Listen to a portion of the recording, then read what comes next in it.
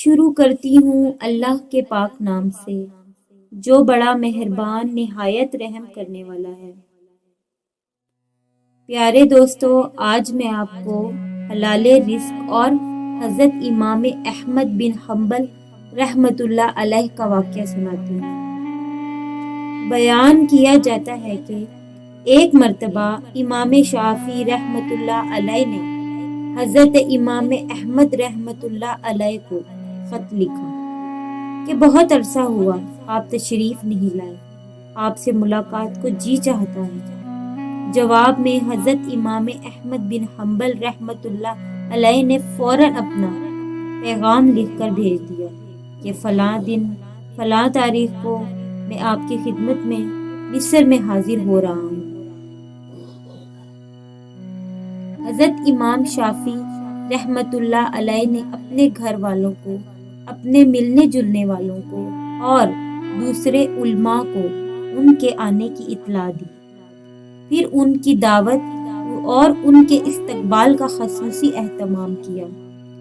آپ نے لوگوں سے بتایا کہ اگرچہ وہ میرے شاگرد ہیں مگر وہ ایک بہت بڑے امام ہیں، اللہ تعالیٰ نے ان کو بڑا، چنانچہ جس دن ان کو پہچاننا تھا اس دن امام شافعی رحمۃ اللہ علیہ نے اپنے شاگردوں اور دوسرے علماء کو لے کر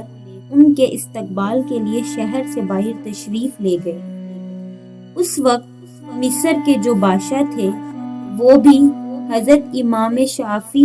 رحمۃ اللہ علیہ کے معتقد تھے۔ حضرت امام شافعی رحمۃ اللہ علیہ کے ہمراہ تھے، وہ بھی امام صاحب کے ساتھ استقبال کے لیے چلے آئے۔ پھر یوں ہوا کہ حضرت امام احمد بن حنبل وقت مقررہ پر پہنچ گئے۔ حضرت امام شافعی رحمۃ اللہ علیہ نے ان کا بڑا شاندار استقبال کیا اور پھر عزت و احترام کے ساتھ ان کو لے کر گھر پہنچ گئے اور ان کے لیے بہترین کھانے کا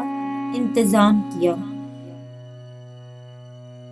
اس زمانے میں عام طور پر اولیاء اللہ اور بزرگوں کی شان یہ تھی کہ وہ کھانا بہت کم کھایا کرتے تھے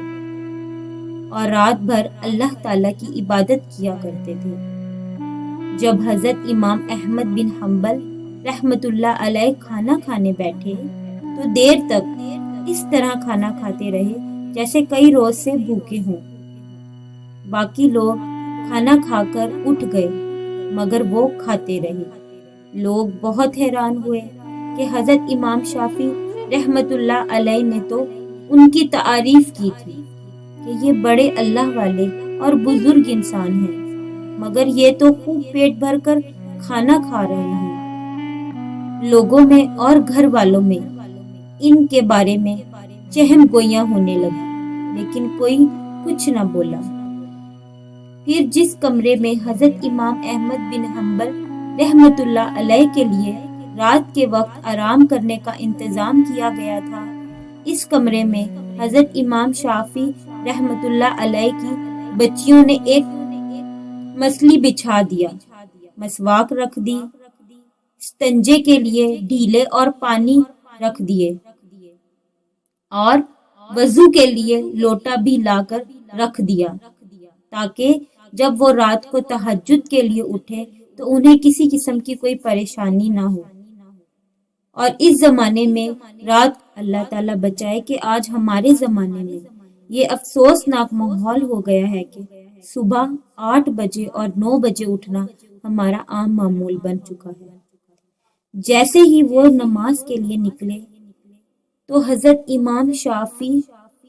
رحمۃ اللہ علیہ کی بچیاں اس کمرے میں آ گئیں تو وہاں دیکھتی ہیں کہ پانی کا لوٹا ویسے کا ویسے پانی سے بھرا ہوا ہے، نہ مسواک استعمال ہوئی ہے، نہ ڈھیلے استعمال ہوئے اور نہ وضو کے لیے پانی استعمال ہوا، سب کچھ جیسا تھا ویسے کا ویسا ہی رکھا تھا۔ اب ان کے دل میں یہ شبہ ہوا کہ شاید رات کو چونکہ زیادہ کھا لیا تھا اس لیے تہجد کے لیے آنکھ نہیں کھلی ہوگی۔ جبکہ فجر کی نماز پڑھ کر حضرت امام احمد بن حنبل رحمۃ اللہ علیہ تشریف لائے تو گھر والوں نے حضرت امام شافعی رحمۃ اللہ علیہ سے کہا کہ آپ نے فرمایا تھا کہ وہ تو بڑے اللہ والے ہیں اور بڑے بزرگ ہیں،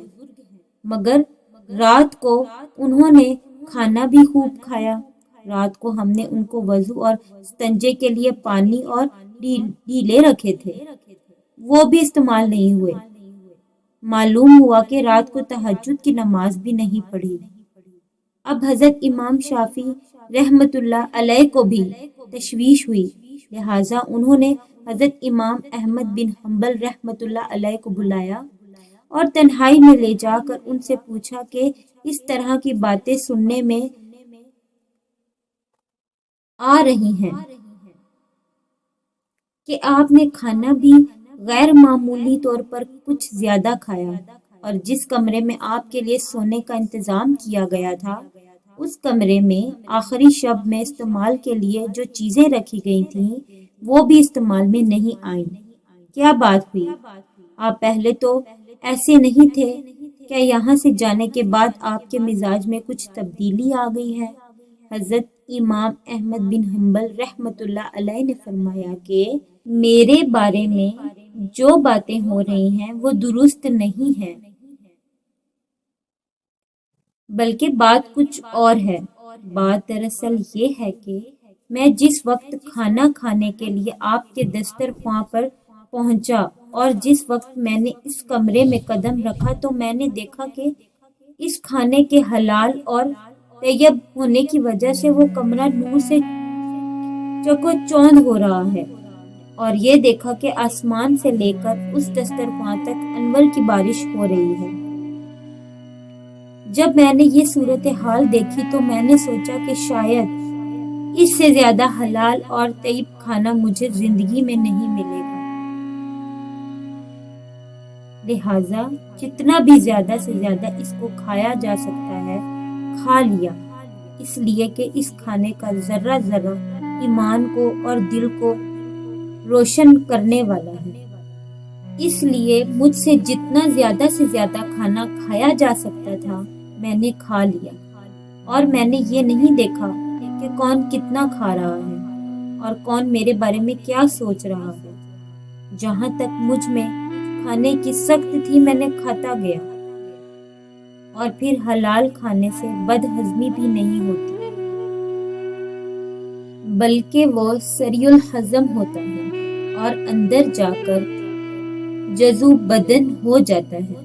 اور روح کو منور کرنے کا ذریعہ بن جاتا ہے۔ الحمدللہ